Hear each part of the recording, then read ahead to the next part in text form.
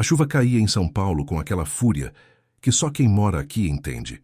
As gotas batiam no asfalto quente e subiam em forma de vapor, como se a cidade exalasse cansaço. Luzes vermelhas e brancas se misturavam no reflexo das poças, e o barulho constante dos carros formava uma sinfonia caótica, abafada pelas sirenes distantes. Era uma noite comum, ou melhor, mais uma noite em que tudo podia acontecer. O policial Henrique Duarte, 39 anos, estava sentado dentro da viatura, o colete ainda úmido do plantão anterior. Tinha os olhos fixos na chuva escorrendo pelo vidro e a mente longe dali. O rádio chiava com comunicações de rotina, mas Henrique não ouvia. Estava pensando na filha, Luísa, de 9 anos, que havia prometido levar ao zoológico no fim de semana. Ele sorria só de lembrar o brilho dos olhos dela, aquele mesmo brilho que o fazia voltar para casa todos os dias, apesar de tudo. Henrique era policial há mais de 15 anos.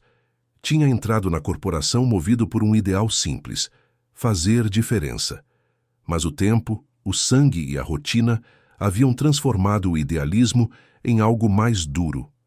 Ele ainda acreditava na justiça, mas a conhecia por dentro, cheia de rachaduras, influências e arrependimentos. Tinha visto companheiros tombarem, criminosos voltarem às ruas e famílias despedaçadas sem consolo. Ainda assim, vestia o uniforme todos os dias. O relógio marcava 22h47. O turno da madrugada mal tinha começado. No banco do passageiro, o parceiro, Sargento Melo, mascava chiclete e observava o fluxo da marginal Tietê. "Tá ouvindo, Henrique? Parece que o tempo vai virar feio de vez." Henrique só balançou a cabeça. O silêncio entre os dois era o tipo de silêncio que só parceiros de anos entendem. Não precisava de palavras. Naquela noite, a chuva parecia mais pesada, mais densa, como se avisasse que algo grande estava prestes a acontecer. O rádio estalou. "Atenção, 42 Delta 3. Recebemos chamada urgente. Criança em situação de risco no bairro da Muca. Possível sequestro em andamento." Henrique endireitou o corpo imediatamente. Olhou para Melo, que já ligava a sirene. O coração do policial acelerou. Sequestrar uma criança, aquilo sempre mexia com ele. A viatura partiu rasgando a pista, cortando a cortina de chuva. Enquanto passavam pelas avenidas, os faróis refletiam nas janelas molhadas dos prédios, como olhos observando. Henrique apertou o volante com força. Sabia que cada minuto podia significar uma vida. No fundo, ele sentia algo diferente naquele chamado. Um pressentimento que o acompanhava desde que acordara. A Muca parecia mais escura naquela noite. As ruas estreitas, o silêncio cortado apenas pelo som dos pneus nas poças. A viatura diminuiu a velocidade ao se aproximar da travessa onde o chamado havia sido feito. Um prédio antigo, janelas quebradas, muros pichados. Tudo indicava abandono, mas uma luz tremulava no segundo andar. Henrique desligou a sirene e olhou para Melo. "Vamos devagar. Essa história tá esquisita." Eles saíram da viatura e avançaram sob a chuva. O ar estava denso, frio, com cheiro de mofo e ferrugem. Na porta do prédio, um homem desesperado os esperava. Tinha o rosto coberto de lágrimas e o olhar vazio de quem acabou de perder o chão. "Por favor, é minha filha. Eles levaram ela lá para cima." "Pelo amor de Deus." Henrique sentiu um nó na garganta. O pai mal conseguia falar, tremia tanto que parecia prestes a desabar. O policial segurou o ombro dele. "Respira. A gente vai tirar sua filha de lá, eu prometo." Promessas como essa sempre eram perigosas. No fundo, Henrique sabia que a vida real raramente dava espaço para finais felizes. Mas havia algo em sua voz, uma firmeza, que fazia o homem acreditar. Subiram os primeiros degraus. O som dos passos ecoava nas paredes úmidas. A cada andar, o ar parecia mais pesado. O coração de Henrique batia forte, misto de adrenalina e medo. Ele sentia que estava entrando em um daqueles momentos que marcam uma vida inteira. Lá fora, a chuva seguia caindo, lavando o concreto e arrastando o que restava de esperança da cidade. Lá dentro, 2 policiais subiam as escadas para enfrentar o que seria uma das noites mais intensas de suas vidas. A noite em que Henrique Duarte descobriria o verdadeiro limite entre salvar e sobreviver. O corredor do prédio parecia mais longo do que realmente era. As luzes piscavam, criando sombras que se arrastavam pelas paredes mofadas, e o som distante da chuva que caía lá fora parecia um eco dentro da cabeça de Henrique. Cada passo que ele dava era medido, controlado, mas o instinto gritava para correr. O sargento Melo vinha logo atrás, segurando a lanterna com firmeza. O facho de luz cortava o escuro e tremia junto com a respiração pesada dos dois. O ar cheirava a mofo, ferrugem e algo mais, algo metálico e azedo, que Henrique reconheceu na hora. Sangue. Eles pararam diante de uma porta entreaberta no fim do corredor. Uma luz fraca escapava por baixo, dançando junto ao som abafado de choro. Henrique ergueu a mão pedindo silêncio a Melo. O rádio preso ao ombro chiou baixo, e ele imediatamente o desligou. A última coisa que queria era denunciar a posição deles. "Vai por mim", sussurrou Henrique. "Tem algo errado aqui. Muito errado." Melo assentiu. O parceiro tinha mais de 20 anos de serviço, e mesmo assim o olhar dele tremia. Quando um veterano da PM sente medo, é porque a coisa é séria. Henrique empurrou a porta devagar. A luz do cômodo vinha de uma lâmpada pendurada por um fio desencapado. Dentro, o cenário era grotesco. Colchões sujos jogados no chão, garrafas de bebida, um ventilador quebrado e, no canto, uma menina de uns 6 anos, amarrada e com fita na boca. O coração de Henrique disparou. Por um segundo tudo desapareceu. O barulho da chuva, o cheiro de sangue, o frio do ferro na mão. Só restava o som do coração batendo em seus ouvidos. Ele fez um sinal para Melo cobrir a retaguarda e avançou devagar, arma apontada. A menina chorava baixinho, os olhos arregalados e marejados de pavor. Henrique abaixou-se, tentando passar calma. "Ei, calma. Tá tudo bem. Eu sou policial, tá? Vou te tirar daqui, tá bom?" Antes que pudesse cortar as cordas, um estalo metálico veio do corredor. Um segundo depois, o barulho de um disparo. A bala acertou o batente, estilhaçando lascas de madeira. "Contato! Contato!" gritou Melo. Henrique agarrou a menina e rolou para trás da parede. Outro disparo atravessou o cômodo. O som ecoou tão forte que o tímpano pareceu vibrar. A respiração da criança tremia no colo dele e Henrique sentiu o peso de uma vida nas mãos, um peso que não podia deixar cair. Melo trocou tiros com os criminosos no corredor. O som dos disparos ricocheteando nas paredes criava um caos ensurdecedor. O cheiro de pólvora se misturava com o de sangue e sujeira. Henrique, com a menina protegida, olhou rapidamente em volta. Havia uma janela quebrada, com uma escada enferrujada do lado de fora. "Melo, recua, eu tiro a menina." O parceiro assentiu, cobrindo a saída com mais 2 tiros.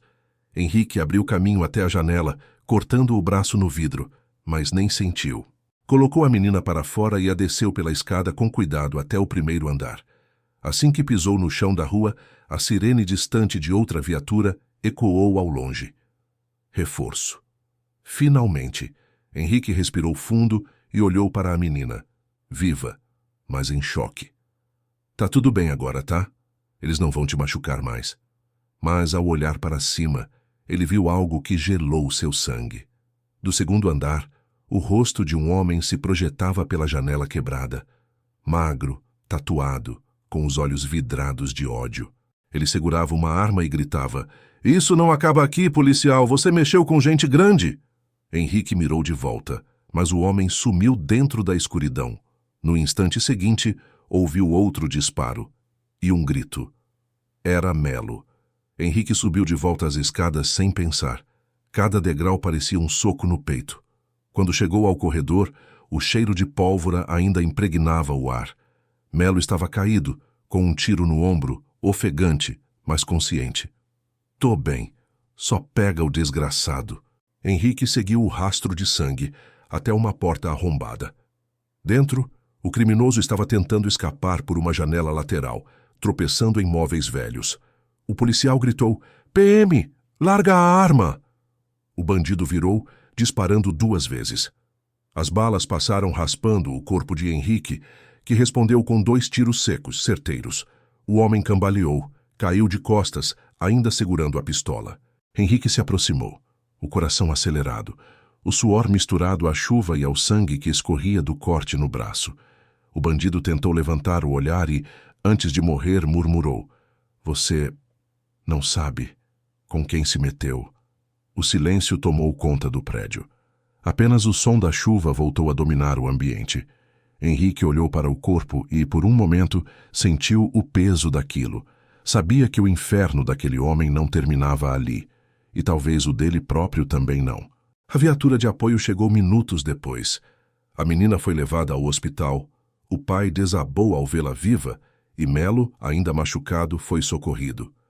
Henrique permaneceu parado diante do prédio, olhando para o céu escuro de São Paulo, com a água fria caindo sobre o rosto. Aquela operação terminava ali, mas dentro dele algo havia começado. Porque quando um policial salva uma vida, especialmente de uma criança, ele não sai ileso, carrega a lembrança para sempre. E Henrique sabia. Aquele resgate improvável e violento era só o primeiro passo de algo muito maior. Aquela madrugada parecia não ter fim.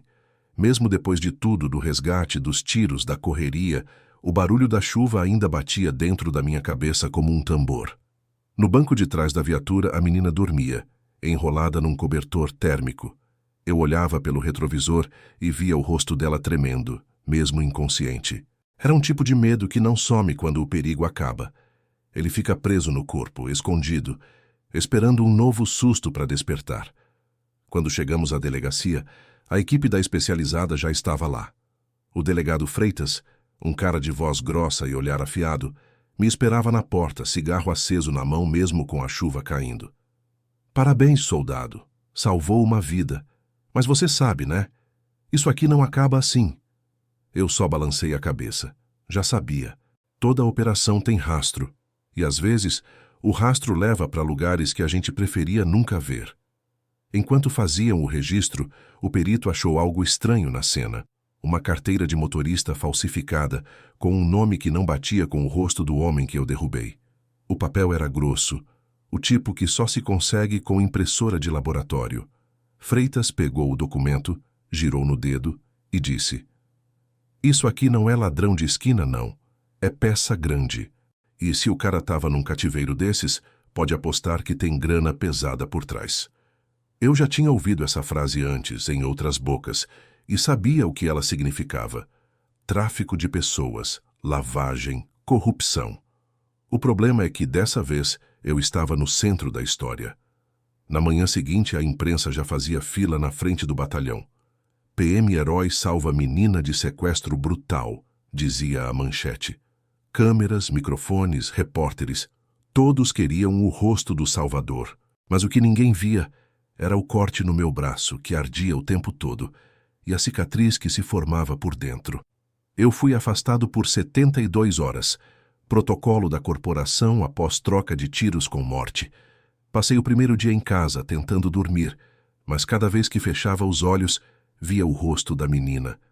E o pior, o rosto do homem morrendo, dizendo aquela frase: "Você não sabe com quem se meteu."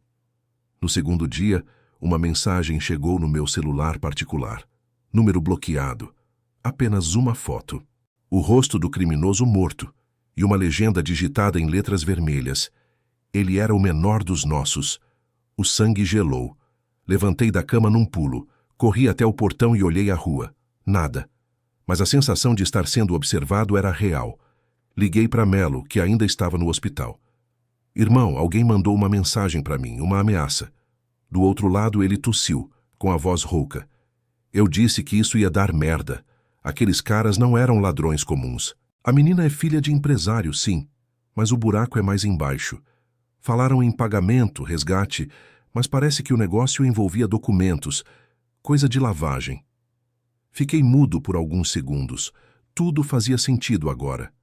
A menina não era o alvo principal. Ela era a garantia. O pai devia algo a alguém, e não era pouca coisa. Naquela noite, sem avisar ninguém, eu fui até o prédio do cativeiro novamente. O local estava interditado, fita amarela da perícia na porta, mas com um simples empurrão o cadeado cedeu. Entrei com a lanterna na mão, o mesmo cheiro de ferrugem e pólvora me atingindo. O corpo do criminoso já tinha sido removido, mas havia algo que a perícia não viu. Na parede do fundo, por trás de um espelho rachado, uma pequena marca em spray vermelho, MG. Anotei no celular e bati uma foto. MG. As iniciais soavam familiares, mas não conseguia ligar a ninguém. Até que, horas depois, folheando relatórios antigos de operações de facções, achei o nome. Marcelo Godoy, conhecido como o Doutor. Antigo advogado criminalista, desaparecido há 5 anos. Boatos diziam que ele largou o direito e começou a financiar operações ilegais para facções de São Paulo e do Rio. Ali eu entendi. O sequestro era só uma peça no tabuleiro desse cara, e eu tinha acabado de pisar dentro do jogo dele. Na manhã seguinte, antes mesmo do café, recebi uma ligação da corregedoria. Soldado Henrique, compareça imediatamente. Há questões pendentes sobre a operação de ontem. O coração apertou. Corregedoria significa 2 coisas. Ou te querem como testemunha, ou como suspeito. No caminho até lá, vi no retrovisor algo que me fez acelerar o passo. Uma moto preta com 2 ocupantes, seguindo a viatura descaracterizada que eu dirigia. Virei em 2 esquinas, tentei despistar. A moto continuava. Liguei a sirene por impulso e avancei o farol vermelho. Quando parei em frente ao prédio da corregedoria, a moto sumiu no trânsito, como se nunca tivesse existido. Entrei ofegante. O corredor era longo e silencioso. Na sala do delegado da corregedoria, encontrei 3 pessoas me esperando. Freitas, o delegado civil, o capitão Almeida, da PM, e um homem de terno que eu nunca tinha visto. O homem de terno se apresentou. Doutor Renato, Ministério Público Federal. O olhar dele era frio, clínico, como o de alguém que já sabia a resposta antes de fazer a pergunta. Soldado Henrique, queremos que você nos conte tudo, desde o começo, e queremos saber se, por acaso, você ouviu o nome Marcelo Godoy naquela noite. O estômago virou. Eles sabiam. E de repente percebi que o caso do sequestro, o resgate, o bandido morto, a ameaça no celular, tudo estava conectado. O salvamento improvável tinha se transformado em uma teia de corrupção e poder. E agora, o que estava em jogo não era apenas a minha carreira, era a minha vida. Nunca gostei da palavra coincidência. Em 20 anos de polícia, aprendi que nada acontece por acaso, especialmente quando o nome de alguém poderoso aparece no meio da sujeira. Depois da reunião com o delegado e o promotor, fui liberado provisoriamente. Freitas me puxou de canto antes de eu sair da sala. Henrique, faz o que eles mandarem. Mas entre nós, esse caso não cheira bem. Tem coisa grande escondida nisso. Se eu fosse você, ficava de olho até no próprio espelho.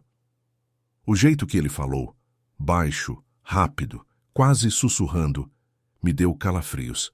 Voltei para casa, desliguei o celular da corporação e liguei o meu particular. As mensagens anônimas continuavam chegando. Dessa vez, não era só texto. Um vídeo curto, de 20 segundos, mostrava uma viatura da PM parada num galpão abandonado, o mesmo tipo de viatura usada na noite do sequestro.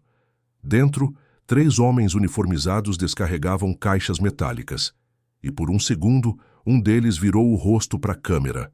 Eu congelei a imagem. Era o sargento Diniz, um cara que trabalhava comigo havia quase uma década. Peguei as chaves, entrei no carro e dirigi até o quartel. Mas, antes de entrar, o rádio da viatura chiou, uma voz abafada de alguém tentando esconder a origem. Henrique, não entra. Eles sabem que você viu o vídeo. Some por uns dias. O barulho da interferência cortou a transmissão. Parei com a mão na maçaneta da porta do batalhão, o coração batendo pesado. O medo não era o de morrer. Era o de descobrir que o inimigo vestia a mesma farda que eu. Voltei para o carro e dirigi até o bairro da Lapa, onde morava um contato antigo, o tenente reformado Paiva. Paiva era uma lenda nos tempos de tropa. Trabalhou infiltrado em várias operações, mas depois que denunciou desvio de armas dentro do próprio batalhão, foi aposentado à força. Hoje vivia isolado com um rádio velho e uma garrafa de cachaça na mão. Quando me viu, soltou uma risada seca. Se você veio aqui é porque a coisa azedou. O que você aprontou dessa vez? Contei tudo. Do sequestro, da menina, do vídeo, das mensagens. Paiva ficou sério, acendeu outro cigarro e disse: Você não entende, garoto. Isso não é só corrupção. Isso é estrutura. Tem coronel, político e empresário lavando dinheiro de armas e sequestros dentro da própria farda. Esses caras vendem resgate, vendem segurança, vendem justiça. E o nome que você falou? Marcelo Godoy. Ele é o contador disso tudo. Eu sentei meio sem ar. De repente tudo fazia sentido. O sequestro era uma jogada para pressionar um empresário a pagar dívidas sujas com o doutor. A menina era só o álibi de um sistema que funcionava com precisão militar. Paiva se levantou, abriu uma gaveta e tirou um envelope pardo. Dentro várias fotos antigas, registros de operações da década passada, todas relacionadas a contrabando de armamento. Em duas delas, aparecia um caminhão de transporte oficial com o símbolo da Secretaria de Segurança Pública de São Paulo estampado na lateral. Mas o conteúdo das fotos mostrava algo absurdo. Caixas de fuzis sendo trocadas por malas de dinheiro. Na legenda rabiscada a lápis, um nome: Operação Lotus 2017. Isso aqui nunca veio a público, disse Paiva. Mas o Marcelo Godoy era o advogado responsável pelos contratos dessas empresas. E adivinha quem era o tenente responsável pela segurança da operação? Olhei para ele sem entender. Ele apontou o cigarro na minha direção. O seu comandante, Henrique, o capitão Almeida. Senti o chão sumir debaixo dos pés. Almeida, o mesmo que me chamou para depor, o mesmo que elogiava meu trabalho e dizia confiar em mim, estava no centro disso tudo. E por que você acha que te colocaram naquele sequestro? Perguntou Paiva. Porque eu estava disponível na escala. Ele balançou a cabeça com pena. Não, garoto, porque você é limpo. Eles precisavam de alguém sem mancha para legitimar a operação. Se tudo desse errado, a culpa seria sua. E se desse certo, você teria feito o serviço sujo deles sem saber. Saí dali em silêncio, o estômago embrulhado. Dirigi por horas sem destino, tentando entender o que fazer. Ir para a corregedoria significava morrer. Fugir era assinar minha sentença. Mas ficar quieto era trair tudo o que eu acreditava. Estacionei num posto de gasolina deserto, comprei um café e fiquei olhando a estrada vazia. O barulho da chuva no capô parecia o som do tempo passando rápido demais. Peguei o envelope que Paiva me deu e comecei a folhear de novo. Em uma das fotos, quase imperceptível, havia uma mulher de terno vermelho ao fundo. Rosto familiar. Quando dei zoom, o coração parou. Era a mãe da menina sequestrada. Agora eu tinha certeza. Aquilo não era crime comum. Era negócio de gente graúda e, de algum modo, a própria família da vítima fazia parte da engrenagem. Na madrugada seguinte, decidi agir. Liguei o rádio da viatura sem identificação. Base, aqui é o 04. Solicito acesso aos relatórios da Operação Lotus, código 39227. Silêncio. 10 segundos depois, uma voz metálica respondeu. Código restrito. Acesso negado. Volte à sua escala. Desliguei. Eles sabiam que eu estava cavando. E quando um policial começa a cavar demais dentro da própria corporação, duas coisas acontecem. Ou ele sobe, ou desaparece. Nessa mesma noite, recebi uma última mensagem. Henrique, se quiser respostas, vá ao quilômetro 43 da Anhanguera. Amanhã, meia-noite, sozinho. Fiquei olhando a tela por longos minutos. Era uma armadilha, claro. Mas o problema é que depois de tudo o que eu vi, a armadilha era o único caminho que restava para descobrir a verdade. E talvez para sobreviver. A noite caiu pesada e o céu parecia uma mancha escura cobrindo toda a cidade. O relógio marcava 23h47 quando peguei a estrada. A Anhanguera estava quase deserta. Só uns caminhões passando ao longe, faróis riscando o asfalto molhado. A cada quilômetro, o frio na barriga aumentava. O endereço da mensagem ainda martelava na minha cabeça. Quilômetro 43. Amanhã, meia-noite, sozinho. Era loucura ir, eu sabia. Mas alguma coisa dentro de mim dizia que, se eu não fosse, Nunca mais ia dormir em paz. O som do motor e o vento nas janelas me deixavam tenso. Fazia tempo que eu não sentia aquele tipo de silêncio. O silêncio que antecede o pior. O rádio chiava e a estrada parecia se esticar infinitamente. Quando passei a placa indicando o quilômetro 43, reduzi a velocidade. À direita, uma entrada de terra levava até um galpão abandonado, desses que o mato já começou a engolir. Parei o carro uns 200 metros antes e fui a pé. O barulho dos grilos, o cheiro úmido de gasolina e terra. Tudo parecia vivo, esperando. Me aproximei com a mão no coldre, os passos afundando na lama. 2 faróis se acenderam lá dentro, me cegando por um segundo. Um carro preto, vidros escuros, motor ligado. 2 homens desceram, ambos de terno. O da esquerda era magro, rosto afiado, um sorriso que não chegava aos olhos. O outro era o oposto, forte, pescoço grosso, barba mal feita, olhar de quem já matou alguém e dormiu bem depois. Nenhum deles parecia policial. Nenhum deles precisaria ser. Henrique, o magro perguntou com um sotaque leve, talvez carioca. Assenti. Você veio. Isso já mostra que tem coragem. Mas coragem, meu amigo, é o que mata os homens certos. O outro riu, uma risada curta e seca. Ficamos em silêncio por alguns segundos. A chuva começou a engrossar, batendo no capô do carro, formando poças de reflexo. Eu sentia o cheiro de pólvora no ar, como se o ambiente todo já tivesse sido palco de alguma execução. "O que vocês querem?" perguntei. O magro tirou um envelope do paletó e jogou no chão. "Isso é para você entender o jogo. E entender que o Marcelo Godoy não é o problema. Ele é a cortina. E quem está atrás?" Ele se aproximou um pouco, inclinou a cabeça e disse baixo: "O mesmo homem que te deu a farda." A frase me atingiu como um soco no estômago. O mesmo homem que me deu a farda só podia ser o capitão Almeida. "Vocês estão dizendo que o meu comandante..." "Não estamos dizendo nada. Estamos te avisando. Ele quer te eliminar. Hoje você é um risco. Amanhã, uma lembrança. Mas se você fizer o que estamos pedindo, ainda pode sair vivo disso." A voz do magro era calma, mas o olhar não. Por trás da frieza, havia algo de insano. Abri o envelope. Dentro, fotos minhas, tiradas de longe, em dias diferentes. Eu indo para o quartel, eu na porta de casa, eu no enterro do meu pai. E no verso de uma delas, uma frase escrita em caneta vermelha: "Todo herói morre sozinho." O barulho da chuva abafou o som do meu coração. Eu estava sendo caçado, e a mensagem era clara. Alguém dentro da corporação tinha acesso total à minha vida. "Tá, quem mandou vocês?" perguntei. O magro riu, deu um passo para trás. "Você vai saber quando for a hora. Por enquanto, só precisa ficar fora do caminho. A investigação acabou, entendeu?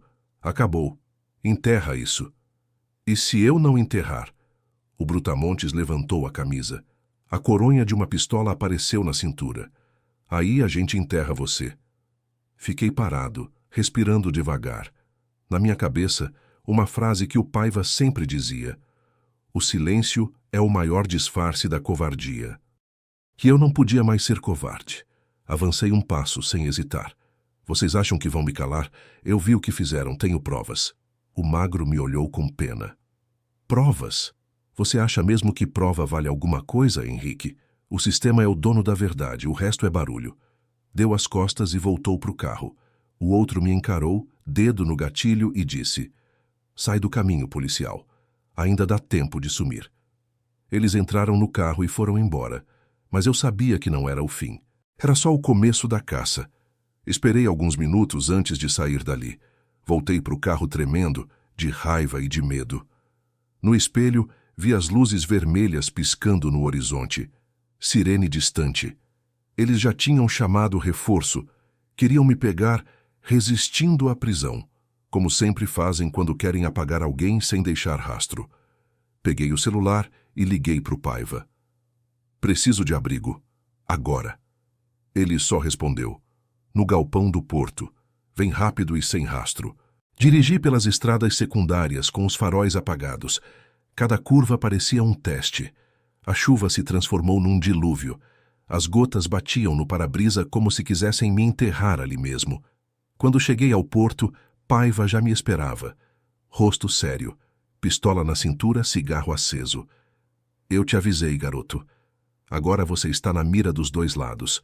Ou você se esconde, ou termina em uma vala. Não posso me esconder, preciso provar o que eles estão fazendo. Ele suspirou, cansado. Então vai precisar entrar no inferno e sair de lá respirando. No fundo do galpão ele puxou uma lona. Debaixo, um cofre velho de ferro. Abriu com uma chave e tirou uma pilha de dossiês. Papéis amarelados, selos de operações antigas, nomes de oficiais. No topo, um crachá. Capitão Almeida. Operação Lotus, 2017. Paiva me olhou firme. Quer justiça, Henrique? Então se prepara para lutar contra quem te ensinou o que é certo. Aquela frase ecoou na minha cabeça. Eu sabia que a partir dali não tinha mais volta. A verdade tinha um preço, e eu estava prestes a pagar com sangue. O relógio marcava quase 2 da manhã, quando o vento começou a mudar. Aquele galpão abandonado do porto, onde Paiva guardava os arquivos, cheirava a ferrugem, maresia e segredos velhos. Lá fora, o barulho das ondas se misturava com o ruído metálico dos guindastes. O tipo de lugar onde você pode sumir sem deixar vestígio. E ninguém vai perguntar por quê. Paiva estava sentado num caixote limpando a pistola. Eu folheava os dossiês espalhados no chão, cada folha com um nome, uma data, uma operação. Eram anos de sujeira. Policiais exemplares, envolvidos em tráfico, desvio de armamento, execuções forjadas. E no meio de tudo um nome que se repetia. Capitão Almeida. Você entende agora o tamanho da merda em que se meteu? Paiva perguntou sem tirar os olhos da arma. Entendo. Mas também entendo que, se a gente não fizer nada, esse ciclo nunca vai acabar. Ele bufou, tragou o cigarro e soltou a fumaça devagar. Idealismo mata, garoto. Eu já fui como você. Quis limpar o sistema. O sistema é uma serpente que muda de pele, mas o veneno continua o mesmo. Antes que eu respondesse, algo cortou o ar. Um zumbido rápido. O vidro da janela atrás dele estourou. Poeira e estilhaços voaram. Paiva rolou para o lado, gritando: Sniper, cobertura agora! Me joguei atrás de uma pilha de barris. Outro disparo. O som seco ecoou pelo galpão. Um feixe de luz entrou pela janela quebrada. Eles sabiam exatamente onde estávamos. O ataque não era coincidência. Alguém tinha nos delatado. Paiva rastejou até mim, o sangue escorrendo da orelha. Eles já estão aqui dentro, Henrique. Eu vi o reflexo de lanterna na entrada lateral. Trouxe mais quantos? Não sei, mas se tem atirador lá fora, tem pelo menos 6 no perímetro. Peguei minha pistola e olhei em volta. O galpão tinha uma saída pelos fundos que dava direto para a área dos containers. Mas o problema era atravessar os 40 metros de vão aberto. Sem cobertura era suicídio. Paiva respirava com dificuldade. Escuta, moleque. Se eu cair, você leva esses arquivos para o jornalista que eu te falei. Ele trabalha na Folha. Nome dele é Augusto Rios. Ele é o único que ainda escreve a verdade. Você não vai cair, velho. A gente sai junto. Ele riu, cuspindo sangue. Eu já caí faz tempo. Só tô demorando para perceber. O barulho de passos ecoou. Lanternas varriam o chão. Vozes em sussurros. E então, um comando firme. Aqui é o batalhão especial. Ninguém sai vivo. Almeida mandou limpar. Meu coração parou por um segundo. Eles estavam vindo com autorização. Ou seja, qualquer morte ali seria registrada como confronto. Nenhum inquérito, nenhuma manchete. Paiva fez sinal com a mão. Quando eu atirar, corre para os fundos. Você não vai segurar ele sozinho. Não vou segurar, vou atrasar. Ele levantou, abriu fogo. O som das balas explodiu no ar. O eco reverberou nas paredes de metal. O cheiro de pólvora misturado à maresia criou um clima quase irreal. Corri pelos barris, com os tiros ricocheteando no chão. Um dos projéteis passou raspando na minha perna. Caí, rolei, continuei. Atrás de mim, gritos, estampidos, o som oco de corpos caindo. Quando alcancei a porta dos fundos, ouvi o último disparo de Paiva, e logo depois, silêncio. Não precisei olhar para saber. Ele tinha ficado para trás. E o preço da fuga foi a vida dele. Saí pelos containers. A chuva caía forte, pingos grossos batendo no ferro. A área estava iluminada por holofotes distantes. A cada passo, eu sentia a culpa pesar. Mas a missão ainda não tinha acabado. Me escondi atrás de um container vermelho. Tirei o celular do bolso, rachado quase sem bateria. Enviei uma mensagem para o contato de Paiva, o tal jornalista. Ele morreu. Tenho tudo. Preciso te encontrar. Antes que eu terminasse de digitar, ouvi vozes se aproximando. Procurem nos containers. Ele saiu pelos fundos.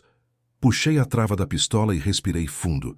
O ar estava denso, quase sólido. Por um segundo, lembrei da minha mãe. Ela sempre dizia: filho, o bem nunca morre, só muda de lugar.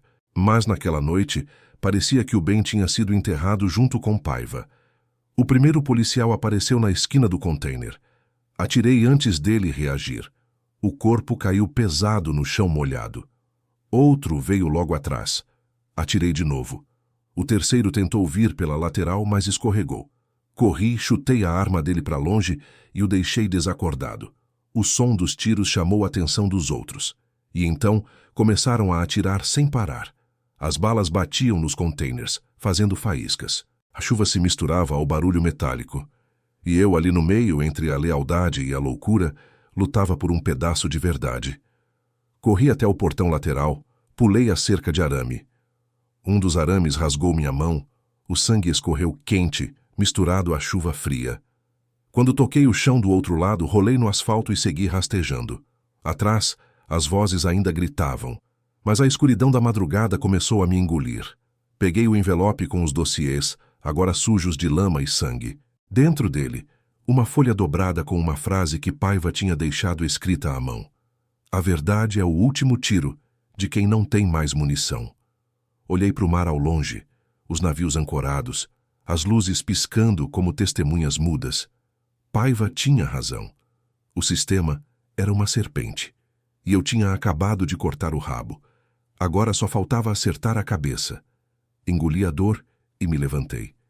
O corpo doía, a mente queimava, mas algo dentro de mim se acendeu. Um instinto, uma fúria fria e precisa. Eu ia até o fim, mesmo que para isso precisasse virar o monstro que eu jurava combater. A casa onde me escondi cheirava a mofo e a histórias antigas. Uma única lâmpada pendurada no teto tremia, lançando sombras longas nas paredes descascadas. A cobertura improvisada de lona rangia com o vento. E cada som da rua, um cachorro latindo, um carro passando devagar, me lembrava que eu estava vivo e, por enquanto, invisível. Paiva não estava mais lá para rir das minhas piadas ruins. Restaram os papéis molhados, o sangue seco e a frase que ele rabiscara com mão trêmula. A verdade é o último tiro de quem não tem mais munição. Guardei as páginas no colete, junto do envelope, como se o papel em si pudesse proteger a minha pele. Augusto Rios marcou o encontro num lugar sem marcas, um boteco apagado no fim da rua, mesa de plástico, TV sintonizada num telejornal local. Ele chegou com o olhar cansado de quem compensou noites sem dormir com décadas em redação. O tipo de jornalista que não vira manchete, vira pedra de mola. Se alguém podia transformar documentos em pressão pública suficiente para proteger uma investigação, era ele. Mostrei o envelope. Augusto leu as páginas com o dedo sujo de café e silêncio, e depois olhou para mim sem surpresa. Não é só o Almeida, Henrique, é mais em cima. Mais em cima como? Eu perguntei, engolindo o medo que ficava engasgado na garganta. Ele pôs a palma da mão sobre o documento, como se cobrisse uma chama. Geneiros, secretários que trocam favores por contratos, empresários que lavam dinheiro com nota fiscal inventada, pessoas que mandam e despacham. Se você abrir esse saco, vai ver que o veneno corre por artérias que chegam até Brasília. A ideia me fez girar. Eu imaginava generais em gabinetes polidos, homens bem vestidos em jatos particulares. A minha cabeça encheu-se de rostos em ternos caros que eu só tinha visto na TV. Parecia impossível que todo esse mundo tocasse a mão suja que eu vira no galpão do porto. E, no entanto, os papéis, as notas, os recibos, As ordens de serviço com carimbos falsos apontavam exatamente para isso, uma malha que atravessava limites geográficos e morais. Augusto não era do tipo que se impressionava fácil. Ele balançou a cabeça. O problema é que documentos não bastam. Acontece que o sistema tem apetite. Sempre encontra uma brecha, um juiz amigo, um advogado que engaveta. Se a gente expõe, precisa de proteção institucional. Caso contrário, viramos história de morte. Proteção institucional. Repeti. Isso existe hoje? Existe se você tiver força pública verdadeira do seu lado. Ministério Público Federal, Corregedoria Federal, uma força-tarefa independente. Mas é complicado, Henrique. Eles protegem os que têm pedigree. Contei tudo. O sequestro, a mensagem, o vídeo, Paiva, o encontro na Anhanguera, a invasão no porto, os mortos. No final, quando fechei o relato, senti o peso de cada nome que falei, como se tê-los pronunciado tivesse selado o destino de mais gente. Augusto me olhou com respeito e com pena. Você fez o que tinha que fazer. Me dá um tempo para trabalhar esse material. Eu conheço quem precisa ouvir isso. Saí do boteco às 3 da manhã com medo e esperança misturados. Augusto me garantira que, nas poucas horas seguintes, começaria a costurar contatos. Um procurador federal que ele conhecia, um repórter investigativo de uma TV nacional e um advogado de confiança que poderia pedir medidas cautelares. Era um fio tênue, mas era um fio. Na casa abandonada, montei uma rotina bizarra, dia dormindo, noite varrendo os documentos, dia pensando em rotas, noite planejando as próximas ações. Havia poucos amigos em quem confiar. Liguei para Teresa, a mesma voluntária que eu conhecera em anos anteriores, uma mulher de olhos firmes e coragem prática. Ela me recebeu com um abraço sem perguntas e um silêncio cúmplice.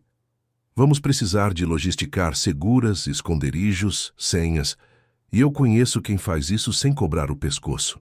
Ela trouxe nomes, caras de confiança, redes que não apareciam nos relatórios oficiais, gente que trabalhava com proteção de testemunhas, ex-policiais que haviam saído do sistema e se tornaram invisíveis por motivos próprios. Eram peças pequenas, quase anônimas, mas essenciais.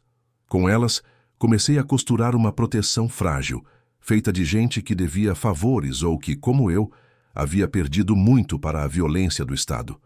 Enquanto isso, a cidade não sabia. Na superfície, a imprensa discutia o herói que salvou a menina.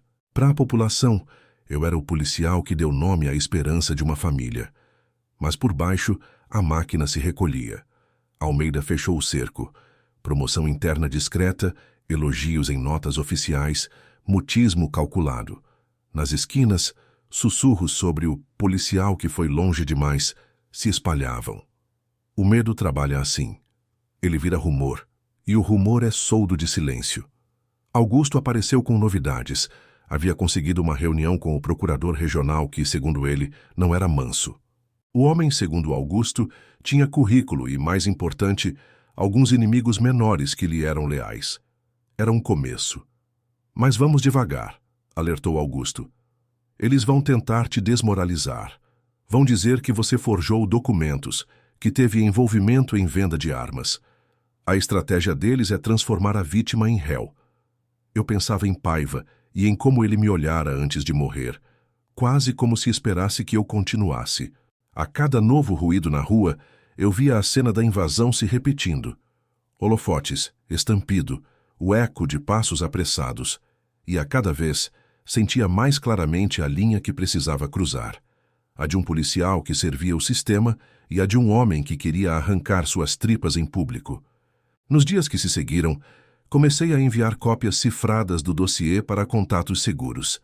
Augusto tomou 2 delas, outra foi para o procurador, outra escondida numa conta de e-mail em servidor estrangeiro que só eu e Paiva conhecíamos. A rede de segurança era frágil, mas era tudo o que tínhamos. Senti uma ponta de paz pela primeira vez desde a morte de Paiva, como se o ato de dividir a verdade já fosse um escudo. Mas a verdade tem um peso que é quase físico.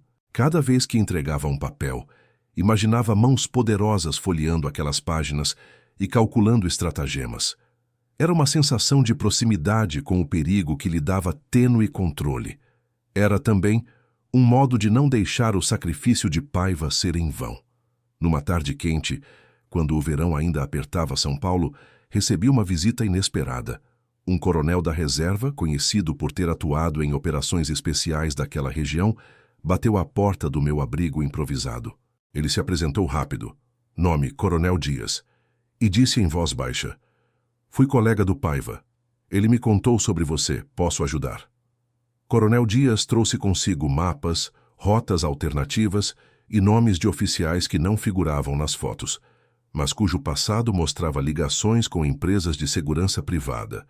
Trouxe também um aviso: eles têm olhos. Não subestime a capacidade deles de infiltrar e corromper. Essas redes são como pólvora. Basta uma fagulha. Da conversa com Dias saiu algo claro. Para que o procurador conseguisse um pedido de busca válido e a imprensa tivesse proteção suficiente para publicar, era preciso mais do que provas. Era preciso exposição coordenada e garantias. A lei sozinha é lenta, a opinião pública é rápida. E era nela que precisamos golpear. As semanas seguintes foram uma coreografia perigosa. Eu me movia como se fosse parte de um teatro de sombras. Entrevistas veladas, documentos trocados por códigos, encontros em cafés sem nome, senhas que mudavam diariamente. Vivia com pressa e com fome de justiça. Então, numa noite em que o cansaço parecia insuportável, o telefone tocou. Era uma ligação do procurador que Augusto apresentara. Marcou-se uma reunião sigilosa para avaliar o material. Eles pediram cautela e disfarces. Pediu que eu não aparecesse no local. Era muito arriscado. Mas eu não sabia fazer silêncio fácil. Eu tinha o rosto da menina gravado demais no peito para calar. Antes da reunião, porém, veio a notícia que mais me gelou. Alguém havia incendiado a sede do jornal onde Augusto trabalhava. Os arquivos de papel praticamente foram consumidos. Augusto, claro, sobreviveu, mas com marcas de queimadura e a cara inchada de quem perdeu parte de sua história. A lição foi clara e brutal. A exposição vem com preço, e o preço podia ser sangue. Fiquei uma noite inteira olhando as chamas nos noticiários, vendo a fumaça engolir manchetes e promessas. Entendi que o jogo se tornara total. Se queríamos arrancar a sensação de impunidade, precisaríamos de mais do que um jornalista e um dossiê. Precisávamos de coragem em escala. E coragem, na prática, é organização. Foi aí que tomei uma decisão que mudaria o curso de tudo. Convoquei às pressas uma pequena reunião com os únicos nomes que eu confiava de verdade: Teresa, Dias, outro ex-infiltrado do Paiva e uma advogada que Augusto indicara. Ali, numa sala fria e sem janelas, tracei o plano: exposição coordenada, pedido de medidas cautelares ao MPF, proteção de testemunhas e, por fim, uma batida combinada com reforço federal. Ao final daquela noite, quando cada um partiu em silêncio para seus esconderijos, senti algo que há muito não sentia: a linha tênue da esperança. Não era muita, mas existia. E exatamente por isso, era perigosa. Era o ponto onde a coragem humana encontra a fera institucional.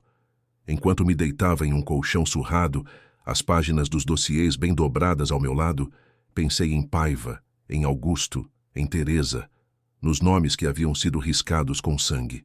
E prometi de novo como prometera à menina no dia do resgate.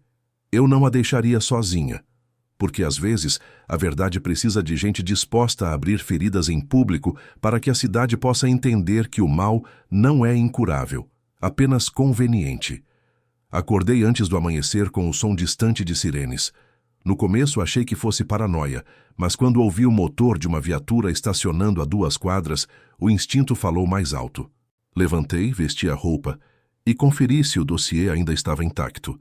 O ar da madrugada estava pesado, úmido, com cheiro de gasolina queimada. Senti um nó no estômago. Era o presságio de que o jogo havia mudado de fase, e desta vez, sem regras. Peguei o celular e liguei para Teresa. Ela atendeu sussurrando o som de passos e portas fechando do outro lado. Eles descobriram o abrigo, Henrique. Tínhamos 20 minutos de vantagem, no máximo. E o Augusto? Internado. Queimaduras nas mãos e nos pulmões. Mas está vivo. Engoli seco. Cada movimento que dávamos parecia acender um holofote sobre nossas cabeças. A diferença é que, agora, os holofotes vinham de armas com um silenciador. Decidi não esperar. Peguei a moto escondida nos fundos da casa e segui rumo ao bairro industrial, onde o coronel Dias havia preparado um novo refúgio, um depósito de material elétrico desativado. No caminho, reparei como São Paulo ainda dormia. As avenidas largas, os postes piscando, a garoa que começava a cair. Era estranho pensar que a poucos quilômetros existiam homens prontos para me apagar como se eu fosse um número riscado num relatório. Mas o medo me mantinha lúcido. Ele me dizia onde não pisar, quem não olhar, quando acelerar. Quando cheguei, Dias já me esperava com o olhar tenso. Eles sabem de você, Henrique, e pior, tão te pintando como traidor. Como assim? Saiu um comunicado interno. Dizem que você vazou informações sigilosas para a imprensa e está envolvido num esquema de corrupção com o Paiva. Senti o sangue ferver. O mesmo sistema que me mandou para o inferno agora queria me enterrar como inimigo. Era o golpe perfeito, transformar quem fala em quem deve calar. Dias acendeu um cigarro, tragou fundo e continuou. Mas ainda dá para virar o jogo. O procurador topou abrir uma investigação sigilosa. Só precisa de mais evidência direta. Algo que prove que o dinheiro saiu da corporação e foi parar nas contas certas. Você tem isso? Talvez. Paiva tinha uma planilha. Eu vi de relance antes dele morrer. Estava num pendrive vermelho com uma fita preta. Dias soltou a fumaça devagar, pensando. Então é isso que falta. Sem isso, a gente só tem papel sem alma. Com isso, temos sangue digital. E eles sangram quando perdem controle. A caçada agora era dupla. Eu procurava o pendrive e eles me procuravam. Era um círculo se fechando. Passei dias cruzando as anotações do Paiva, os endereços que ele citara nos relatórios, até chegar a um nome, Cláudio Dentinho Ferreira, ex-informante que trabalhava nas docas do Tietê. Fui até ele numa madrugada chuvosa. O galpão onde o encontrei era uma mistura de ferrugem e urina. Dentinho me olhou com medo e culpa. Eu não devia falar com você, doutor. Tão dizendo que o senhor vendeu a polícia para o tráfico. E você acredita nisso? Ele hesitou. Eu vi o Paiva. Ele me pagou para guardar um negócio antes de morrer. Disse para entregar só para você se um dia viesse. O coração disparou. Ele sumiu por uns segundos e voltou com uma caixa velha de sapato. Dentro, o pendrive vermelho, a fita preta e uma pequena foto rasgada. Eu e Paiva sorrindo num churrasco de batalhão. Peguei o objeto como quem segura um troféu e uma maldição ao mesmo tempo. Obrigado, Dentinho. Some por uns dias. E se perguntarem, diz que nunca me viu. De volta ao esconderijo, conectei o pendrive num laptop velho. Os arquivos estavam criptografados, mas Dias conhecia alguém que podia quebrar. Chamamos um especialista, um hacker aposentado chamado Cabral, ex-perito digital da Polícia Técnica. Ele apareceu horas depois, barba grisalha, camiseta desbotada e olhos de quem já vira o inferno. Isso aqui tá pesado, capitão, mas eu consigo abrir. Em 30 minutos, os segredos de meio império se revelaram na tela. Nomes, contas, transferências internacionais, empresas de fachada, depósitos em paraísos fiscais e, o pior, listas com siglas de operações internas usadas para cobrir os desfalques. Cada linha era um prego na tampa de um caixão que o sistema tentava esconder. Cabral olhou para mim e murmurou. Você não tem noção do que está nas suas mãos. Isso aqui pode derrubar general, deputado e comandante. Mas também pode te matar em uma semana. Respirei fundo. Pela primeira vez a prova era mais do que suspeita. Era evidência viva, digital, impossível de apagar de todos os lugares. Fiz cópias, enviei para 3 servidores diferentes e uma delas direto para o contato do procurador. Em seguida liguei para Augusto. Ele, mesmo ferido, prometeu preparar a reportagem. 2 dias depois, o inferno começou. Primeiro, os noticiários exibiram imagens de um policial foragido acusado de vazamento e assassinato. Colocaram minha foto no telão, junto de cenas distorcidas da operação. A corporação me havia condenado publicamente sem sequer me ouvir. Logo em seguida, um carro preto começou a me seguir. Dias percebeu antes que eu reagisse. Desviamos pelas avenidas marginais, e o velho coronel conduziu como se tivesse nascido num campo de batalha. Agora não tem mais volta, Henrique. Ou a gente entrega isso para a imprensa inteira, ou eles te fazem sumir. Decidi ir até o fim. Combinei com Augusto e Teresa um plano arriscado. Liberar simultaneamente os arquivos, os vídeos e o dossiê completo em dezenas de canais independentes e redes estrangeiras. Seria como acender uma fogueira em plena madrugada. Impossível de apagar. Mas o tempo corria contra nós. No meio da noite, enquanto preparávamos o upload final, a energia caiu no depósito. Cabral olhou para o gerador e murmurou. Eles acharam a gente. O primeiro tiro atravessou a parede. Depois, o segundo. E então, o som familiar do inferno. O estalo das granadas, o ricochete metálico, o grito abafado de quem não tem tempo para se proteger. Dias gritou. Pega o HD e corre, Henrique. A fumaça cobriu o teto. A respiração ficou pesada. Cabral caiu, atingido no ombro. Teresa puxou-o para o canto enquanto eu protegia a entrada. Atirei 2 vezes, apenas para abrir espaço.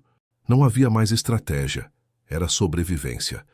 Peguei o HD, pulei pela janela dos fundos e caí no meio da rua molhada. O chão cheirava a chuva e pólvora. Corri sem olhar para trás. As luzes vermelhas piscavam ao longe. Sirenes, gritos, tiros. Cada passo era uma confissão. Eu já não lutava por justiça. Lutava para que a verdade respirasse por mais 5 minutos.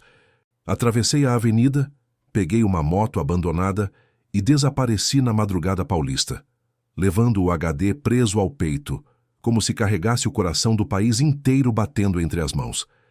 E enquanto fugia, uma única certeza ecoava na minha cabeça. A verdade não se entrega viva. Ela tem que ser arrancada à força. O dia em que a verdade vazou para todo lado, eu acordei com a boca seca. Não foi uma manhã normal. Foi uma página arrancada do futuro que eu sempre temi. Às 6 horas, quando ainda estava no abrigo improvisado, o celular tocou feito trovoada. Eram chamadas, mensagens, áudios. Augusto havia cumprido a palavra. Em menos de 1 hora, o HD e os dossiês estavam em dezenas de servidores, em portais alternativos, em contas no exterior e em grupos de jornalistas investigativos. A internet explodiu. Liguei a TV numa cabine de jornalismo que Augusto mantinha com colaboradores e vimos. Manchetes, gráficos, a cara do capitão Almeida em sobreposição com documentos, extratos e vídeos. Não foi só uma reportagem, foi uma orgia de evidências. As transferências, as notas frias, os carimbos com assinaturas suspeitas. Eles tinham conseguido aquilo que eu tinha sempre achado quase impossível: transformar papel em arma. A reação foi imediata. O Ministério Público Federal abriu investigação emergencial. A Polícia Federal desembarcou aqui com equipes, papelões e carimbos. Senti um misto de alívio e pavor. Por um lado, o peso que eu carregava começou a soltar.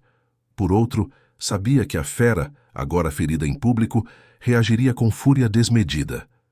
As primeiras prisões foram cirúrgicas, e não foram os rostos que eu tinha imaginado no começo. Foram inspetores de meia cerimônia, aqueles que faziam o trabalho sujo nas bordas. Foram os informantes que ousavam correr com malas por dinheiro. Um advogado de fachada foi pego com planilhas que varavam a madrugada. Fizemos batidas sincronizadas em galpões, escritórios e casas de campo. Vi homens que eu cumprimentara no mesmo café serem algemados diante de câmeras. Não foi vingança, foi exposição. A cidade assistiu ao vivo à queda de peças que sustentavam o esquema. Mas a engrenagem que alimentava o monstro era vasta.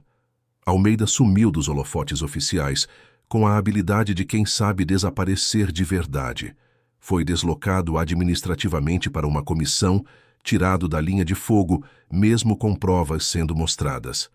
Advogados caros engoliram liminares, protelaram depoimentos e, em prazos curtos, transformaram denúncias em embargos processuais. O sistema jogou o seu jogo mais velho: usar a lei para escorar o crime. A certa altura, tivemos a vitória que precisava de sangue. 3 mandados de prisão preventiva saíram com base nas transferências documentadas. 2 delegados foram afastados. O batalhão viveu uma purga tênue, com alterações de comandos e um silêncio pesado nas mesas de plantão. Era a repercussão que nos dava fôlego, mas cada nome preso só servia para mostrar o tamanho da cabeça que ainda respirava fora da grade. E as retaliações vieram, sempre com precisão cirúrgica e crueldade pensada. A primeira foi simbólica e calculada. Uma bomba de pequeno efeito explodiu na frente do prédio onde um dos promotores que assinara os pedidos de quebra de sigilo morava. Não era um estrondo de novidade, era uma mensagem. Depois, vieram as investidas diretas contra as nossas linhas de comunicação. Contas bloqueadas, servidores atacados, telefones interceptados. Havia uma coordenação que cheirava a alto escalão. O pior, no entanto, foi pessoal. Mandaram uma foto para o grupo fechado que eu compartilhava com poucos de confiança. Minha filha na escola, sendo deixada por uma responsável desconhecida. O primeiro impacto foi físico, a sensação de que meu próprio peito havia sido perfurado. Teresa quase me derrubou do colo do sofá. Eu senti a fúria subir como lava. E junto dela, o cálculo seco. Proteger minha família era agora prioridade. E não apenas por afeto, era estratégia. Se me tiravam o chão, nada mais vinha depois.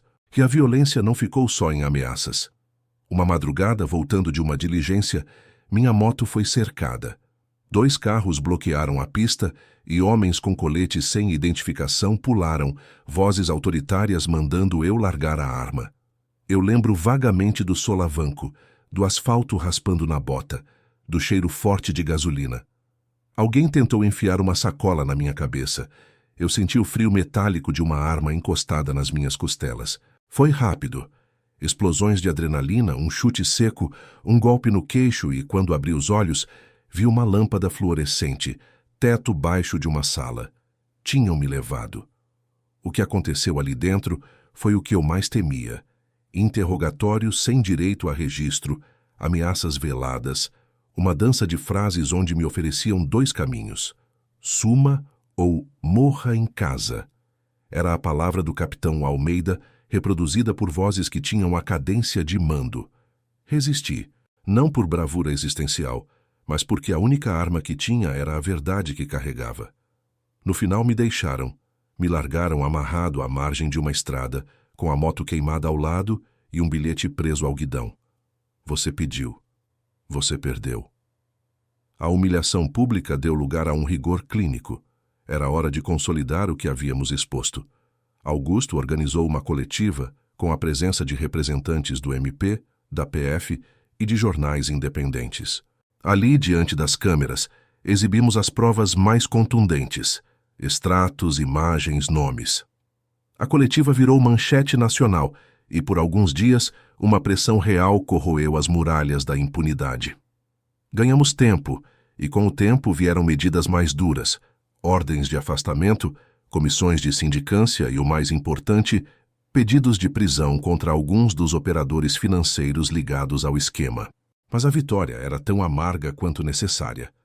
Por causa da repercussão, a família da menina, que antes era vista como vítima, teve sua vida vasculhada publicamente. Jornalistas caçaram ligações antigas, checaram contratos e expuseram anotações que ligavam o pai da criança a empresas de fachada. A imprensa, faminta por cliques, transformou a vítima em personagem ambígua. Foi um golpe que doeu. A menina precisava ficar invisível, a cidade precisava salvar sua inocência. E eu vi tudo se transformar em cinza. A empatia do público às vezes é curva frágil. A verdade, quando toda, é pesada demais para que o coração mantenha. No meio desse fogo cruzado, a justiça deu sinais de que avançava. Prisões, buscas, medidas cautelares. Mas também mostrou sua limitação. Mandados eram atacados em tribunal. Decisões vinham e iam. Liminares protelavam ações importantes. Almeida se movia com advogados como se fosse uma peça de xadrez. Puxava recursos, manipulava prazos e, crucialmente, Colocava aliados em posições estratégicas para enterrar medidas que o ameaçavam. E então veio o golpe que me feriu por dentro. Um dos homens que eu acreditava fiel, um jovem investigador com quem troquei confidências, foi pego em flagrante entregando documentos a um advogado ligado ao capitão. A traição doeu mais que as balas. Não por orgulho ferido, mas porque percebi que o tecido de confiança que costuramos estava rasgado. Cada deslealdade plantava uma semente de dúvida onde deveria haver certeza. Quem eu podia chamar no meio da noite, realmente? Quem colocaria a mão no fogo por mim? A guerra transformou minha rotina em vigilância constante. Minha filha passou a morar com parentes, sob proteção. Eu mudei de casa, múltiplos endereços, sinais trocados com Teresa, rotas de fuga estudadas como mapas de guerra. De repente eu era um fugitivo dentro da minha própria cidade, e a paz que antes vinha com o uniforme não existia mais. A farda passou a ser um alvo, uma marca. Ainda assim, com cada dia e cada ataque, algo se consolidava. A opinião pública começava a perguntar, a cobrar, a impedir que as peças fossem simplesmente engavetadas. Deputados se queimaram em CPIs, alguns contratos foram suspensos, e um relatório preliminar apontou a participação de 2 oficiais superiores. A imprensa não resolveu tudo, claro, mas criou uma manta que, por vezes, protege quem busca a verdade. Era uma vitória frágil, suada, com gosto de metal na boca. No fim do bloco, lembro-me de estar sozinho num apartamento anônimo, olhando pela janela a avenida cortando a cidade. As luzes como olhos que não piscam. Eu segurava uma caneca de café frio e, por instantes, pensei no rosto da menina, na promessa que lhe tinha feito e que agora se encolhia entre processos e ameaças. Lembrei-me também de Paiva, do preço que pagara. A verdade tinha abrido uma rota, mas a rota vinha cheia de minas, e lá, no silêncio pesado daquela madrugada, jurei uma vez mais, não importa quem caísse, eu iria arrancar a raiz, mesmo que ela estivesse enterrada no asfalto abaixo, mesmo que a própria corporação se juntasse para me enterrar junto dela. A guerra estava longe do fim, e eu sabia que dali para frente cada passo precisava ser calculado como quem cruza um campo minado, com fé, com medo e com muito sangue preso na garganta. Quando a poeira da exposição baixou, o que veio foi o barulho seco da máquina da justiça se pondo em marcha, uma marcha lenta, burocrática, cheia de freios e contraordens. A etapa da denúncia levou semanas. Promotores montaram um dossiê que, ao meu ver, faria qualquer tribunal engolir saliva. Mas a justiça joga com regras e a força de quem tem cara, nome e advogado caro. Eu já sabia disso. O que eu não sabia era quanto ia doer ver a verdade ocupando cadeiras geladas enquanto os poderosos puxavam as cordas por baixo da mesa. Chamaram-me a depor. Meu nome apareceu ao lado de planilhas, extratos e vídeos que Augusto conseguiu preservar. A primeira vez que entrei num tribunal como prova viva, senti o peso de olhos que antes me aplaudiam. Houve quem me olhasse como se eu fosse personagem de novela, o herói em cena a quem se aplaude até o intervalo. Eu, porém, sabia que ali dentro o aplauso era moeda volátil. Podia virar pedra a qualquer momento. As sessões começaram num auditório adaptado, com cadeiras para imprensa, público e representantes das partes. O promotor responsável, um homem grisalho de fala pausada, abriu a audiência com frieza, alinhando a história em blocos: operações, contrapartidas, contas, offshores, ordens de serviço. Ele colocava cada peça no tabuleiro como quem monta quebra-cabeça. Havia coerência, havia método. Quando exibiram a primeira sequência de vídeos, a viatura descarregando caixas metálicas no galpão, as transferências bancárias com marcas de CNPJ suspeitos, o extrato que ligava a gerente X ao capitão Almeida, vi nos olhos de alguns promotores a certeza de que a maré virara. Mas a defesa tinha artifícios. Advogados de terno cinza impassíveis levantavam questões técnicas com jeitinho cirúrgico, nulidades processuais, questionamentos sobre cadeia de custódia, alegações de interceptações ilegais. Em muitos momentos, Parecia que o julgamento era mais disputa de normas do que de moral. Li isso como estratégia, transformar o factual em técnico e, assim, empatar o jogo. Quando me chamaram para depor, meu coração martelou como nas noites em que eu corria nas ruas. Entrei na sala, o microfone à minha frente, juramento feito. A primeira pergunta veio fria. O senhor confirma a autoria deste material? Eu confirmei. E o senhor confirma que agiu fora de protocolo em algumas operações recentes? Perguntaram. Respondi com a verdade. Às vezes sim. Não por prazer, mas por urgência. Confessar que havia quebrado o protocolo foi como arrancar um pedaço da alma. A defesa explorou isso. Como provar que suas ações não tinham interesse pessoal. Eles tentavam transformar coragem em crime. Houve momentos de fúria contida. Quando passaram o vídeo em que eu conversava com Paiva no Porto, uns cochicharam. Havia pessoas no tribunal que eu havia visto centenas de vezes em balcões e jantares privados. Rostos que eu registrara apenas por obrigação profissional. Ver que não eram inalcançáveis, mas atores daquele teatro, deu um frio. A mãe da menina entrou na sala uma vez. Seus olhos procuraram os meus e, por um instante, trocamos um pedaço de humanidade. Ela não falava. Tinha medo do que o microfone podia fazer às suas palavras. A própria vítima virou personagem ambígua para parte da mídia. O que antes era compaixão virou investigação sobre seus negócios. Assisti a isso com um nó no peito.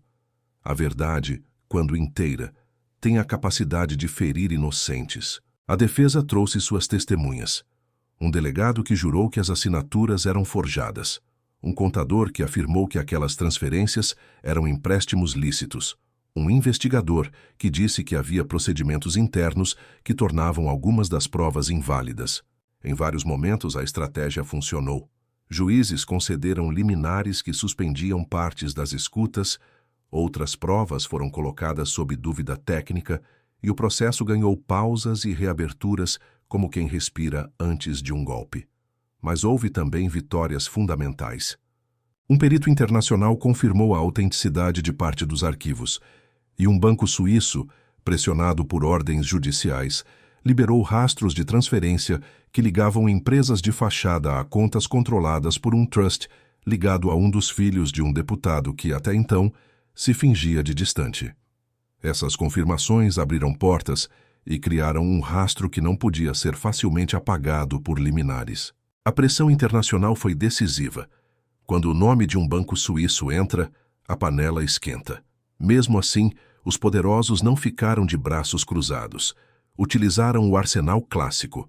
Denúncias contra membros da força-tarefa, pedidos de investigação sobre vazamentos, intimidações a testemunhas. Alguns clientes do sistema judicial entraram com habeas corpus preventivos e pedidos de suspeição contra promotores. A complexidade jurídica virou arma política, e eu apanhava ali vendo que não bastava ter razão. Precisava também de paciência, estratégia e uma estrutura de proteção capaz de resistir ao tempo de processos.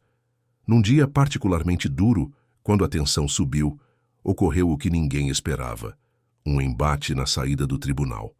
Um grupo paramilitar mascarado, armado, tentou invadir as cercanias para limpar o que chamavam de inimigos. A polícia foi acionada, mas a mera tentativa de ação criou um pânico em cadeia. Houveram feridos.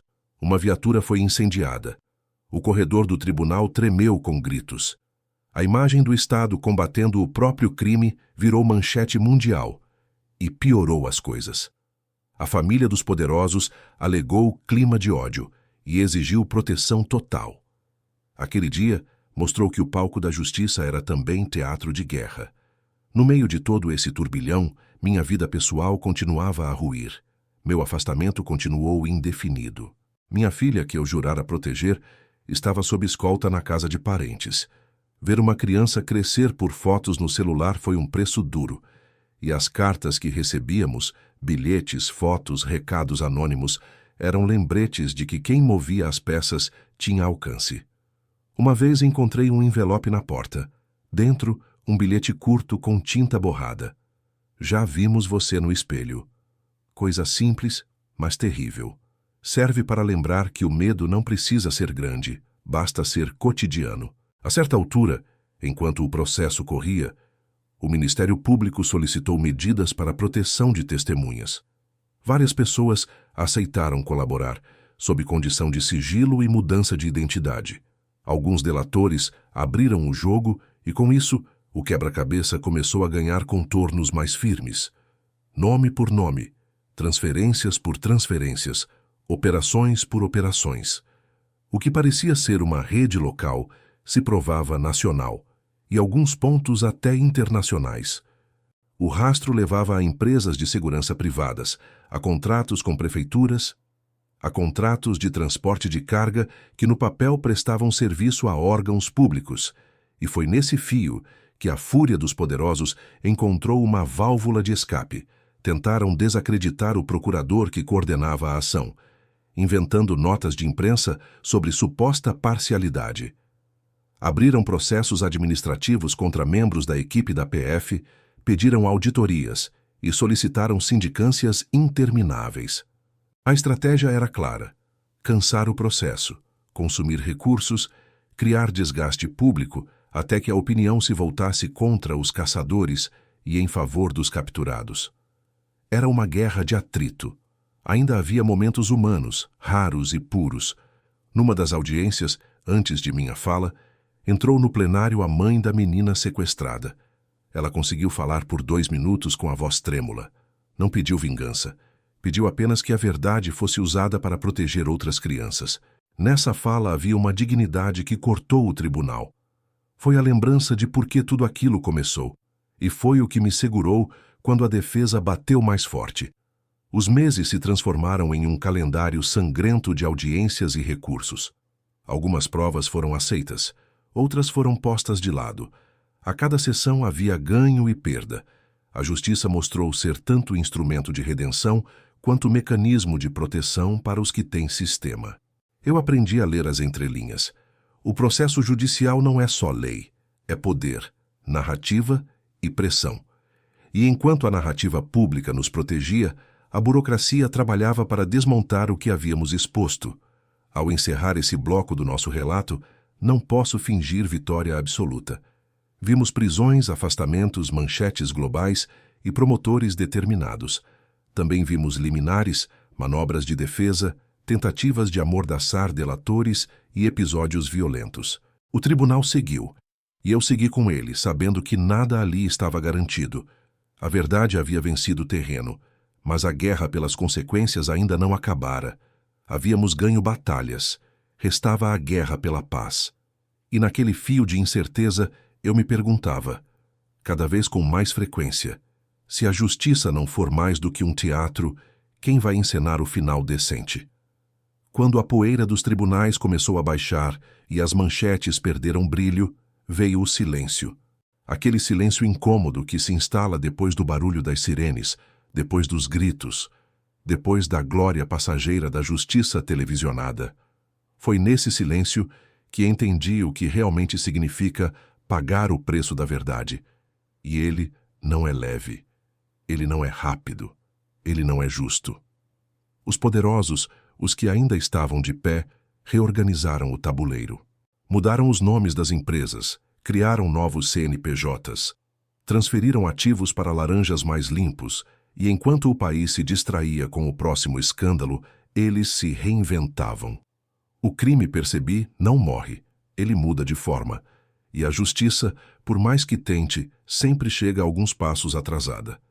Eu ainda era policial no papel, mas na prática era um fantasma do sistema. Fui afastado temporariamente. O tipo de afastamento que nunca volta a ser temporário.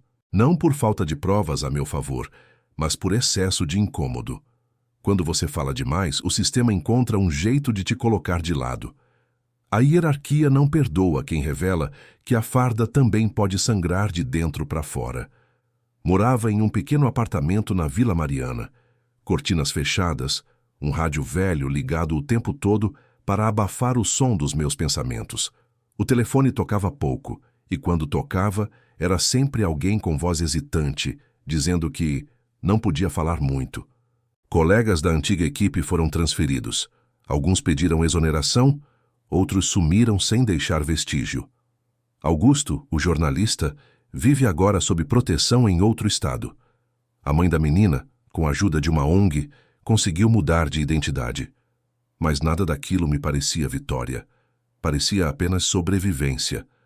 Certa noite, enquanto andava pelas ruas molhadas da cidade, percebi um carro me seguindo. Não acelerei. Andei como quem não teme, mas sentia o medo se acumulando na base da nuca. Virei na esquina, parei em frente a um bar, entrei e pedi um café. O carro passou devagar. Dentro 2 homens, vidros escuros. Não fizeram nada. Só me lembraram que o passado não esquece. Aquilo virou rotina. Não importava quantas operações, quantos relatórios, quantos discursos. Quando você mexe com quem tem poder, a retaliação nunca vem de frente. Ela vem devagar, sutil, sorrindo. Os dias seguintes foram preenchidos por uma sensação de vazio. Nenhuma missão, nenhum comando, nenhum rádio chiando. Eu era apenas um homem com memória de mais e farda de menos.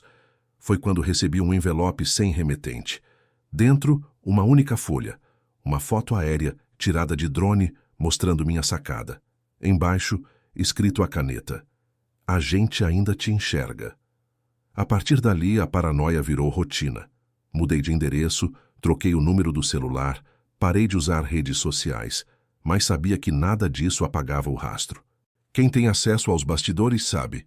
Privacidade é uma ilusão. O sistema é uma teia, e quem se atreve a sair dela vira alvo de quem ainda está preso nas suas malhas. Enquanto eu tentava me esconder, o processo seguia seu curso. Alguns réus foram condenados. Poucos, é verdade. A maioria saiu com tornozeleira, alegando problemas de saúde ou apelando até o Supremo. Mas o principal, o patriarca da família criminosa, recebeu uma sentença de 35 anos. Foi manchete. Manchete curta, porque no dia seguinte um escândalo político maior roubou o espaço. Ele acabou preso numa cela especial, com TV e ar-condicionado. E eu? Eu continuava contando os dias para dormir, sem sobressaltar, ao ouvir um carro frear na rua. Um dia, recebi uma ligação anônima. A voz era calma, feminina. "Você fez o certo", ela disse. Mas o certo nunca é o suficiente. Antes que eu perguntasse quem era, desligou. Passei noites tentando reconhecer o timbre. Parecia alguém da corporação. Talvez uma das poucas que ainda acreditavam que existe um certo sentido em manter o uniforme limpo. Houve também momentos em que a dúvida me corroeu. Às vezes, pensava se valera a pena. Se não teria sido mais fácil fingir que não vi, fechar o relatório, seguir com a vida. Tantos fizeram isso e estão vivos, promovidos, com carro novo e aposentadoria garantida. Eu escolhi o caminho inverso, o da verdade, e descobri que a verdade não paga bem, não protege, e raramente dá paz. Mas ainda assim, é a única coisa que me permite olhar no espelho e saber quem eu sou. Certa manhã, meses depois do julgamento, bateram na minha porta. Eram 2 federais, jovens, uniformes novos, expressão dura. "Precisamos que o senhor nos acompanhe." Meu coração disparou.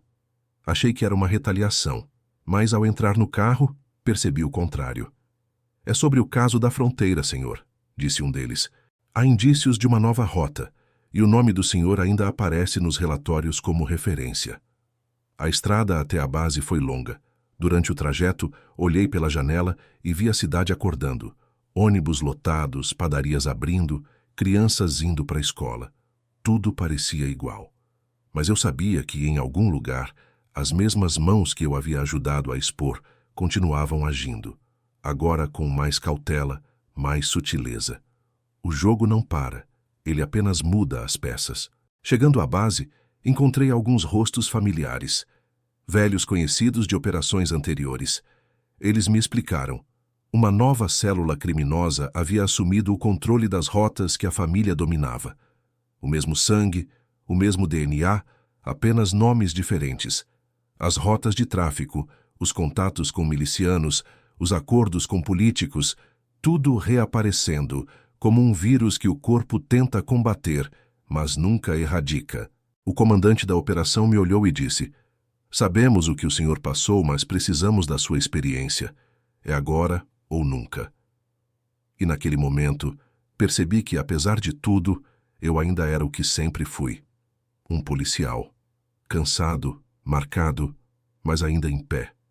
A verdade havia me ferido, mas não me matado. E talvez essa fosse a vingança mais silenciosa contra o sistema. Continuar de pé, mesmo quando tudo te empurra para o chão. Naquela noite, enquanto me preparava para vestir o colete de novo, percebi que o ciclo recomeçava. As ruas lá fora ainda eram as mesmas. A escuridão ainda escondia segredos, e o cheiro de chuva ainda carregava a promessa de sangue. Eu já não acreditava em heróis. Só acreditava em escolhas. E eu escolheria de novo, porque no fim das contas, é isso que nos define, não o que a gente vence, mas o que a gente enfrenta, mesmo sabendo que pode perder. O preço da verdade, eu ainda pago, todo dia. Mas é um preço que, se eu não pagasse, me custaria algo pior, a alma. A madrugada em São Paulo tem um som diferente quando você volta a usar a farda depois de meses afastado. Não é só o barulho dos motores ou das sirenes ao longe.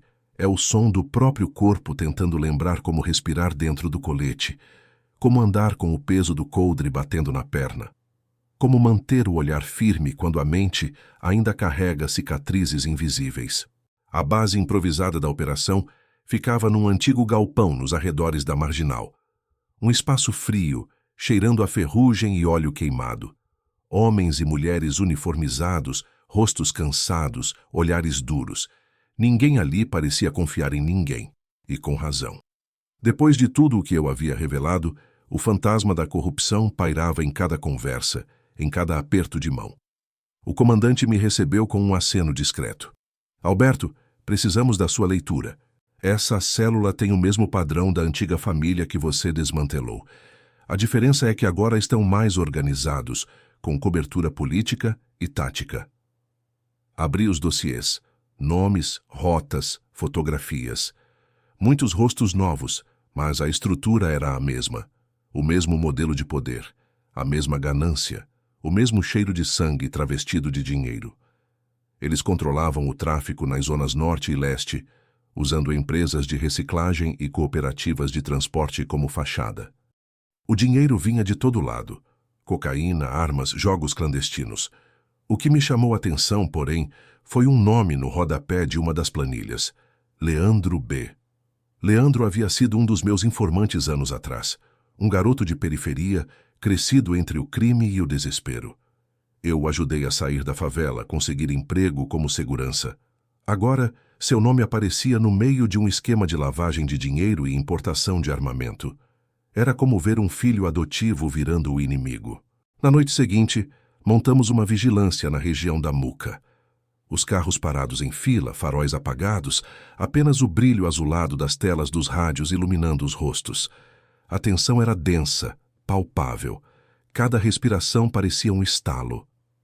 Movimento às 2 horas, avisou um dos agentes.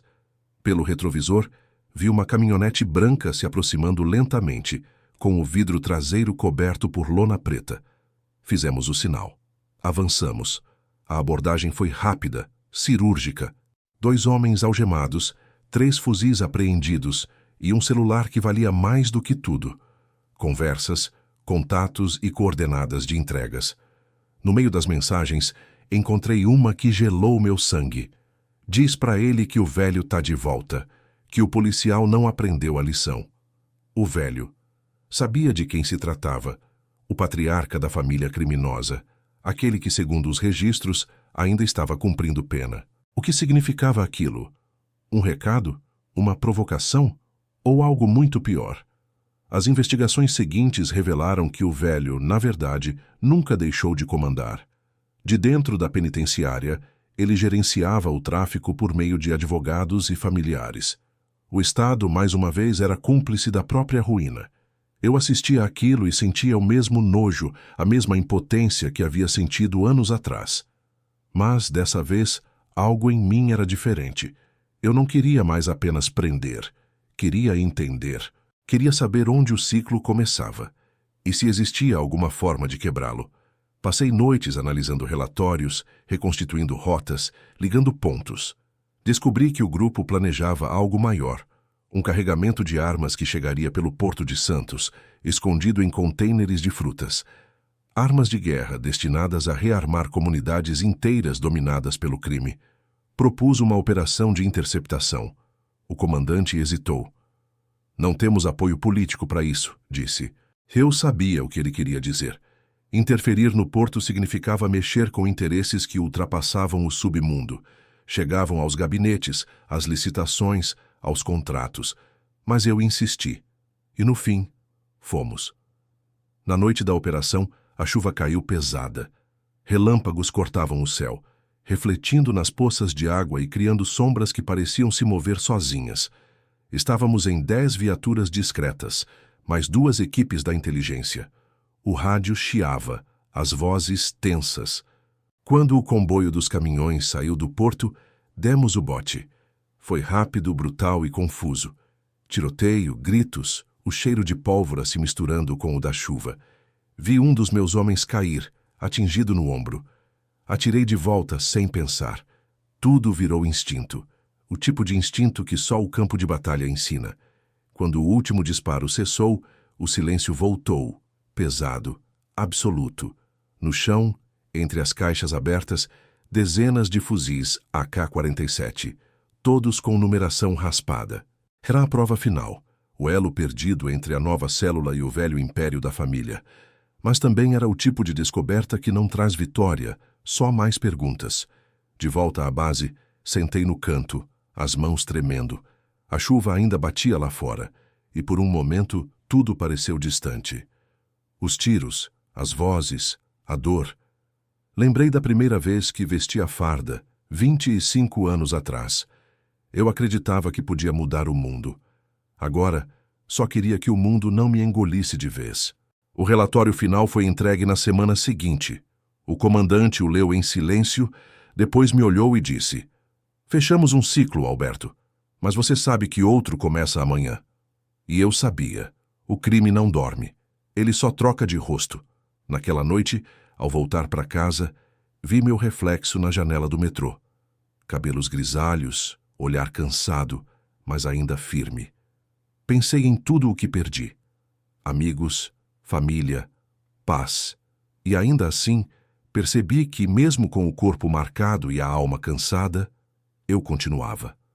Porque, no fim, ser policial não é sobre vencer. É sobre não desistir, mesmo quando tudo parece perdido. O trem seguiu seu curso pela cidade iluminada. Do lado de fora, as luzes piscavam, refletindo nos trilhos como cicatrizes de metal. E ali, naquele momento, percebi algo simples, mas profundo. Enquanto houver quem lute, o mal nunca vence por completo. Era pouco, mas era o suficiente para continuar respirando.